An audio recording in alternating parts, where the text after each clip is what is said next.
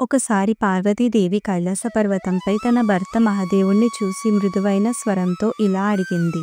ఓ మహాదేవా, లోకంలోని స్త్రీలకు సంపద, ఆరోగ్యం, కుటుంబ సౌఖ్యం కలిగించే పుణ్యవ్రతం ఏదైనా ఉందా? అప్పుడు మహాదేవుడు ఆమెను చూస్తూ ఇలా అన్నాడు. ఓ దేవి, వరలక్ష్మి వ్రతం అనే ఒక పవిత్రమైన వ్రతం ఉంది. ఇది ఆచరించే వారికి మహాలక్ష్మి కృప తప్పకుండా లభిస్తుంది.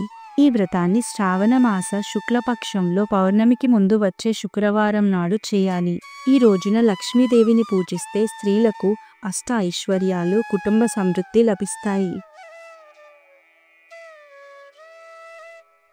ఇప్పుడు నీకు ఒక గొప్ప స్త్రీ కథ చెబుతాను. మగధ దేశంలో చారుమతి అనే ఒక మంచి పెద్ద మనసున్న స్త్రీ ఉండేది. ఆమె తన భర్తను ఎంతో భక్తితో సేవించేది. అత్తమామలను గౌరవించేది. ప్రతిరోజు ఉదయాన్నే లేచి ఇంటిని శుభ్రం చేసి మహాలక్ష్మికి భక్తితో పూజ చేసేది.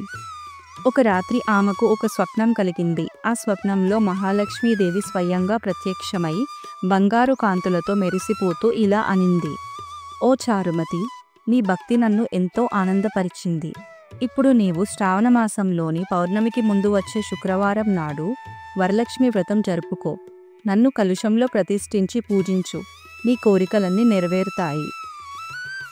చారుమతి ఉదయాన్నే లేచి ఆ స్వప్నాన్ని తన భర్తకు చెప్పింది. అతను ఆనందంతో ఆ వ్రతాన్ని చేయమని అంగీకరించాడు. ఆమె వెంటనే ఏర్పాట్లు మొదలుపెట్టింది. ఆమె గ్రామంలోని ఇతర స్త్రీలతో కలిసి వ్రతానికి సిద్ధమయ్యింది. శుభ్రంగా ఇంటి ప్రాంగణాన్ని ఊదించి ముగ్గులు వేసి పూలతో మండపాన్ని అలంకరించింది. కలశానికి పసుపు రాసి పైభాగంపై కొబ్బరికాయను పెట్టి అందంగా అలంకరించింది. చారుమతి మరియు గ్రామ స్త్రీలు అందరూ చీరలు ధరించి చేతిలో తోరణాలు పట్టుకొని కలశంలో లక్ష్మీదేవిని ప్రతిష్ఠించి పూజ ప్రారంభించారు. భక్తి కీర్తనలు పాడుతూ అమ్మవారికి నైవేద్యాన్ని సమర్పించారు. ఆ సమయంలో ఒక అద్భుతం జరిగింది. వారి వంటిపైకి అనేక ఆభరణాలు అలంకరింపబడ్డాయి.